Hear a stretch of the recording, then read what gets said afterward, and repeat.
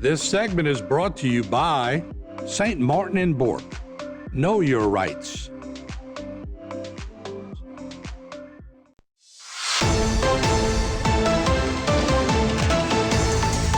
All right, we are back. A lot of you have been hearing about your drug prescriptions, your prices, the local pharmacists compared to the big box store pharmacists. Well, we brought in a pharmacist today who's been a pharmacist for 64 years. That's Mr. Peter Wolfe. Good to see you, sir. Nice to see you, Martin. Now, let me Happy ask to be you. here. Yeah, I mean, you're third generation pharmacist? I'm second. Second? Second. Said your Not- mom was a pharmacist. My mother was a pharmacist, yes. All right. When did she start? She graduated from Loyola in 1925. Okay. And wasn't long after that, they opened their first pharmacy in Harvey. And that's where we were to begin with. She stayed there for a while, and probably a couple of years later, they moved to Covington and opened and went to work for pharmacies over there. Then they eventually bought a pharmacy in Madisonville, and they ran that one till both of them passed away, my mother and my father. Yeah. My father wasn't a pharmacist, but he worked in the pharmacy. He helped out. He was like a present-day pharmacy tech, and he was good. He did a good job, and we didn't get to the size pharmacies that we're doing today, but it was good. We had a good operation. You know, and I've talked with Rock over the years. He had a panel come on. I just talked to you before the show about doing some more panels because I'm particularly interested. There's legislation coming out, the governor's behind it. Yeah. There's lawsuits being Lawsuits filed. also. Okay, correctly. How are y'all maneuvering through all this as a local pharmacist? It is unbelievable. Pharmacies are closing all over.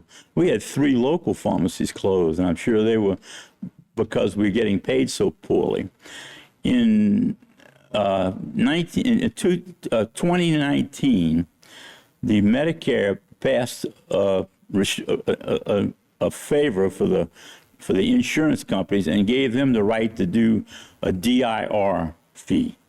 DIR stands for direct and indirect remuneration. Now, I don't know if you know what that means. To me, it meant that they were going to take 4% of my business every year. In 5 years, they extracted $1.4 million of my dollars that I worked hard for to take care of the patients and everything. Well, the insurance companies came in and took that. And they did it nationwide. Pharmacies have closed all over. For a while, they might still be doing it. I think a pharmacy is closing every day. They just can't stay in business. First they took the clawbacks to get the $1.4 million, and then they came in and changed all of our contracts to a much weaker contract. And if you accept the contract, you might get paid for the cost of the product, but then they'll pay you 20 cents for the dispensing fee. And that dog won't hunt. You know, that doesn't work. And look, I have no problem with local people being employed in the big box pharmacies. Here's where the problem comes in. You're making money in our community. The money is spent in our community. Stays here. It's turned over many times. And the pharmacists that work in the big box stores, yeah, they're in the community. They're going to go buy a car in the community. But the majority of the money goes to corporate. Exactly. And therein lies the problem. So what are y'all trying to do to sort of make the playing field fair? It's an unfair playing. Well, they did it in Arkansas. Sarah Huckabee passed a bill that stated that a PBM, prescription benefit manager, which they're supposed to be the ones that are negotiating good prices. Well, a PBM can not own a pharmacy. Up until now, they've owned quite a few pharmacies. Right. CVS Caremark owns their Caremark stores, and they have them all over the place. Now, Optum RX doesn't have any brick and mortar, but they do mail order, and they're all over the place. Those two are the 2 biggest PBMs out there. The third one is Express Scripts, and they don't own a pharmacy, but they control the pharmacy practice. And when you go to your doctor and he decides you need a certain drug, and he's going to write a prescription for it, send you to the pharmacy to get it filled, if that drug is covered by that insurance, they will fill it and pay for it. If it's not covered, you can't get that drug. You have to do what they call a prior authorization. You have to get the approval of the insurance company that you can take this drug. So your doctor's not the one taking care of you. The insurance, has become your doctor. They're telling you what drugs you can take and what drugs you can't take. And it's big. It's big. They do a big job with that. It puts the consumer at a disadvantage because if they're going to be able to save 2, 3, 4% going to the big box stores because they have the advantage because of legislation, it puts the consumer to make that choice to go save money, but they're going away from their friendly pharmacy they've been going to for years. Well, CVS is screaming in Arkansas that they're going to have to close 23 pharmacies. Now, it doesn't go into effect until the end of the year. So we have a bill like that didn't get voted on in this session, but Governor Landry and the Attorney General really love us. They're really taking great care of us. They're going to probably have a special session that this one will come up on, and we'll do the same thing in Louisiana, where you either are a pharmacy or you're a PBM. You can't be both. Can't be both. Let's do both. Let's take a short break. We'll come back, talk a little more. Okay. And what I'm telling Mr. Wolfe and telling Rock and a lot of other people in the pharmacies, we're going to have a big panel discussion. We need to keep this conversation going. We're going to be fair on both sides, but we got to keep it going. We'll be right back. This segment was brought to you by St. Martin and Bork. Know your rights.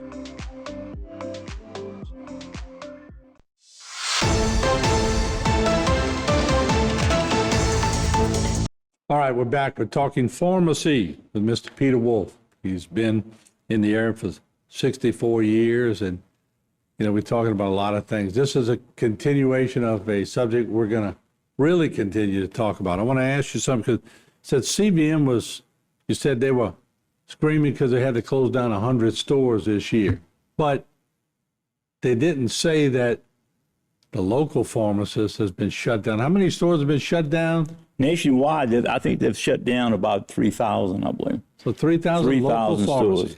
Not all of them are local pharmacies, because you see the Walgreens, the Walmart are getting the same bad contracts that we have, so it's making them tough also. So they're making some changes. They're having a tough time up with it also. Okay. But they got deep enough pockets that they can hold on to the bad deals that these PBMs are giving them. Where's it originate? From the lobbyists?